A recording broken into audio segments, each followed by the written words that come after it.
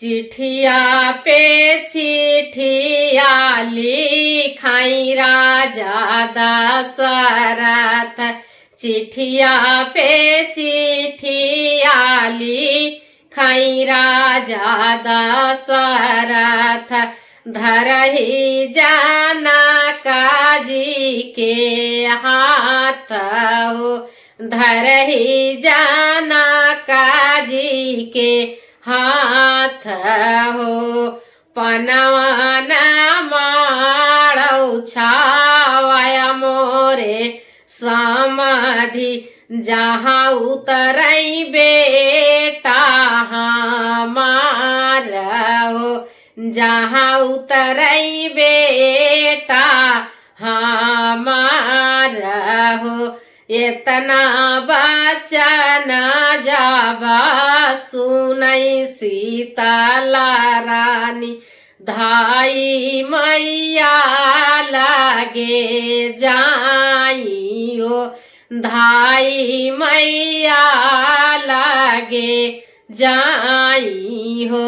इतनी संपत्ति मैया जिनके ना होई है। उनकी बेटी रही है कुंवार हो।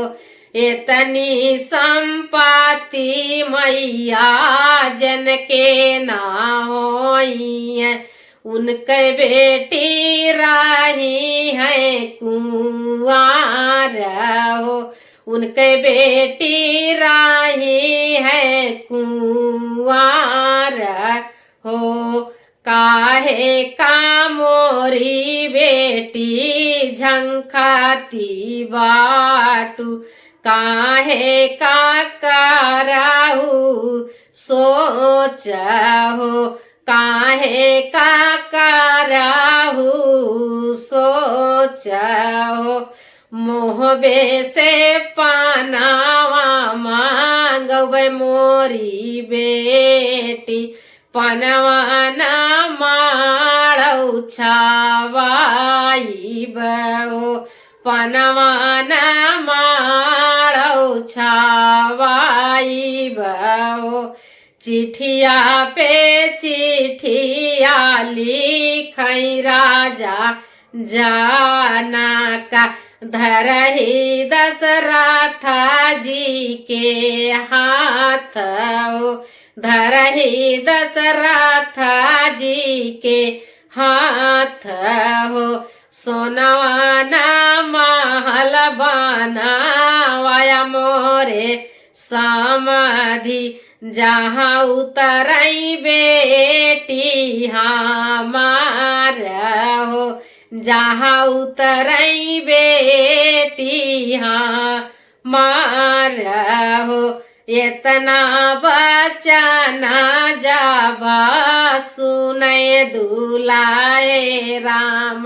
धाई बपैया लागे जाई हो। धाई बपैया लागे जाई हो। इतनी संपत्ति बाबा जे करे ना होई है। उनके बेटा रही है कुंवार हो। उनके बेटा रही है कुंवार हो।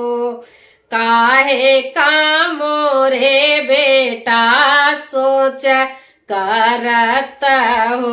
काहे का झंखाऊ आप हो। काहे का झंखाऊ आप हो। कर्नाटक से मोरे बेटा सोनवा मंगाऊ बै। महला देवाई बनवाई हो। महला देवाई बनवाई हो। कर्नाटक से बेटा सोनवा मंगाऊ बै। महला देवाई बनवाई हो। महला देवाई मन वा